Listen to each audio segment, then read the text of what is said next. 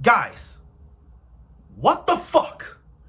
Okay, hello everyone. Welcome to a review of Yuri is My Job. Guys, I just finished episode 10 on Crunchyroll. I just finished watching episode 10 of Yuri is My Job. Guys, I kid you not. I didn't see this coming. I did not see this coming. Like, what the fuck? What the fuck? I didn't see this coming. Look. This show is on a path to darkness. This show is on a path to darkness. Every character has a backstory. Throughout these episodes of Yuri's My Job, we have seen backstories after backstories. Hime's backstory, Yano's backstory.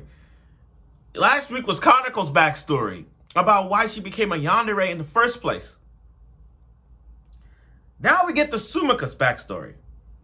Now I'm looking at this and I'm like, everything makes fucking sense. Why Sumika is doing this? Ever since the big shock, ever since Kanako's relationship for Hime is there, Sumika is trying so hard to not, keep the romance there for Hime and Yano. They love each other. They gotta keep it there. And Sumika has been the protector. But I didn't know why. I didn't know why she had to go through this. And then when I like about this episode again, I'm just a little bit baffled by it.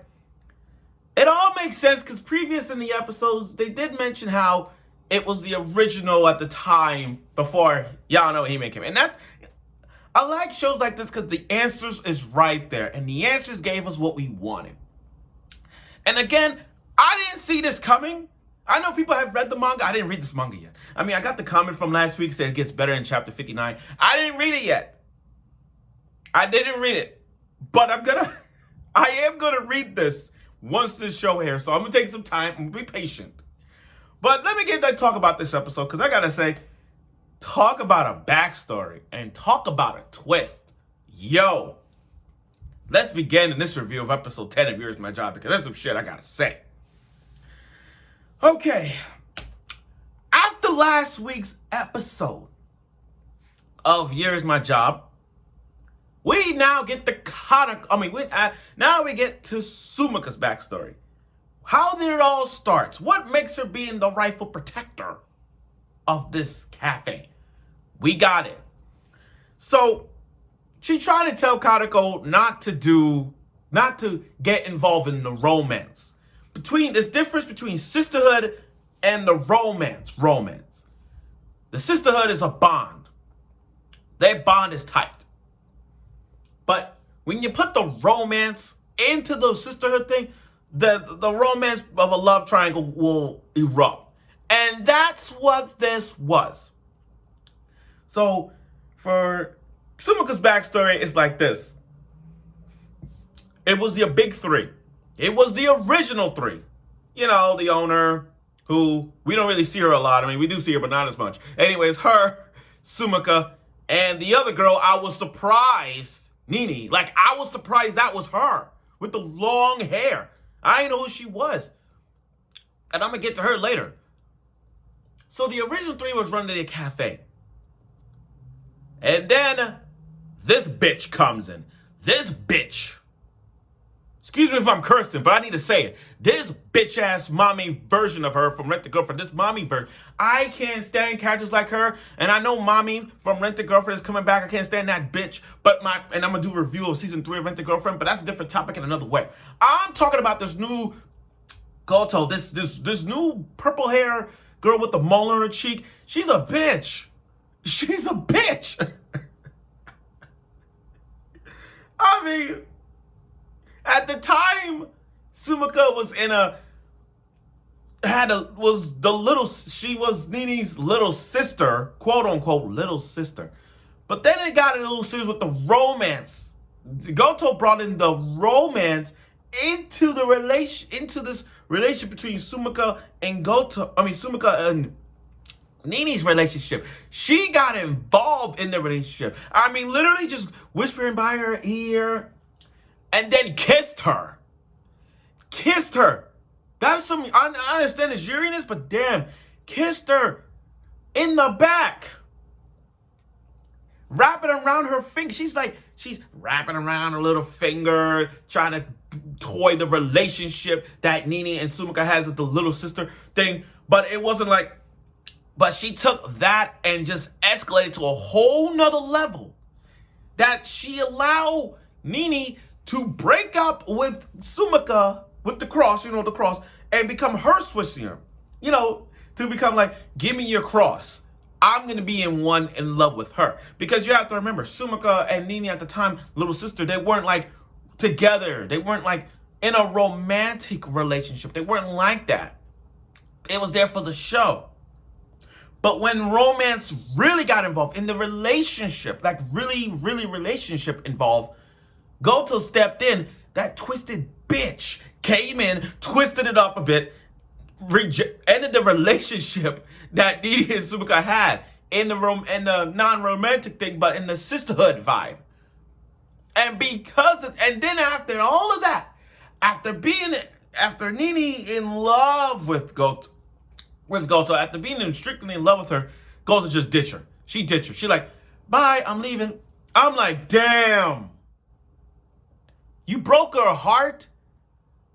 I mean, you made her dump Sumika, be in a relationship with her, and she dumps you. Yo.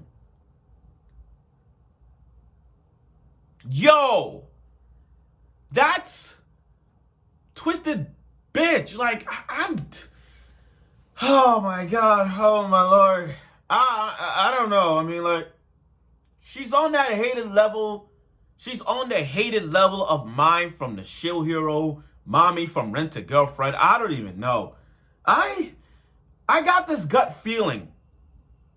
This gut feeling that she's gonna come back. I got this gut feeling she's gonna come back. I don't know why. With that twist, she needs to die. She needs to die. And that forced Nini to quit her job, like not being a part of the Switch anymore, like that. But now she's a chef. But I'm gonna get to that too. But again, that's Sumika's backstory. So to make Sumika's backstory really simple is this. She's trying not to get to the same problem that Comical is doing right now. Like, Comical is trying to bring the romance, her love for Hime. Like, we already know she loves Hime. She's trying to make sure her love for Hime doesn't affect the love that Hime and Yano have. She's trying to that's what Yumika is doing. Sumika's doing. Keep the relationship away from work. Because if you get involved with it, the whole thing is going to collapse just like last time. And Sumika doesn't want even part of it. Now Kanako's like, so what? And I get it. She's trying. I'm like, calm the fuck down. After everything that happened, you don't believe it? Yo, this is one Bloom arc I'm gonna love. I love this Bloom arc. This election arc is fucking crazy. Oh my God. And then Hime is trying to convince Sumika, what is wrong with you? Like, I'm sorry. Then you got Hime trying to figure out what is wrong with Kanako. Like, I feel like these last episodes is not just about Hime and Yano. We already surpassed that. This is all about Sumika and Kanako because this is about what's love between the two. Like, what is actual love in this cafe? Like, that's the big picture. That's the big picture. That's the whole plot / theme into this is love and romance. And with these two gods is just out of place. It's just out of place. Now, again, Sumika is trying to figure out why Kanako is crying, and Kanako just slapped her hand like, "Please move away. I don't want to talk to you." That she got upset. Now we get to Sumika's thing. Nini, the chef in the back of the cafe. I'll be honest with you guys. I didn't think not much of her. from the beginning of Yuri's My Job, I didn't think not much about her. I didn't know who she was or anything like that. I was only focusing on Hime and Yano's relationship. And then when Kaneko and Sumika came involved, I just see the matter of this. But Nini, I did not see this. I didn't know. I know people are gonna say like, wait, you didn't know that the long white hair at the time was her? No, I'm dead serious. I didn't know. Because I wasn't really paying attention on that. I was actually paying attention on those four. These four. Hime, Yano, Sumika, and Kaneko. I was actually paying attention on those four. But I did not pay attention on Nini, who was actually the chef at the time. Like, I didn't know. I finally realized that was her. And I'm like, oh my God. You're telling me that was her? That was her all along? Oh my God. And here's the thing. Here's the thing. Why would you give Sumika a lecture about romance and you making a choice? About it was a choice. I chose to be in a relationship with this bitch, with the mole. I chose to be in this relationship. You didn't like. I'm like, first of all, you dumped her. In the past, you dumped Sumika. You told her to give the cross up so that you could give it to her. You give it to Goto. Why would you give her a lecture when you dump her? And I'm like, wow. But again, I didn't know Nini was actually her all along. I'm dead serious. I didn't know. I was like I said, I wasn't paying attention to that, but now in this episode we realized like Sumika was like, Nini, why you her in a relationship? I'm like, when that moment happened, I legit like dropped the ball. I'm like, what are you? And I had to go back on my PlayStation. I had to go back and forth. I'm like, wait a minute, are you telling me that at the time Sumika, you was in a relationship with her, Nini with the long hair, and she cut her hair? Now she's a chef in the back. I'm like, still, I didn't know. Talk about a twist. Talk about a twisted backstory with a twist like with it. Also, the plot thickens. I'm loving this. Again, I didn't see this coming. But Nini's giving her advice, saying about it's a choice. You gotta let it go. Like, you can't push. You can't force someone. You can't pull a person away from romance. You just gotta accept the decisions that Kaneko is doing. You gotta let her do what she has to do. You can support her, but don't push her away. That's all. That's how I'm seeing the conversation. But you guys get what I'm saying. Now, during the election, they're gonna announce who's the winner is, and to me, in my opinion, I think Sumika's gonna win. Because I see Sumika winning because the fact that she's gone through a lot. We all thought that Hime and Yano have gone through so much in their past. But Sumika right now is dealing with more of the drama than out of the three. If you would ask me, out of the four, who needs to win this and whose backstory has been going through worse,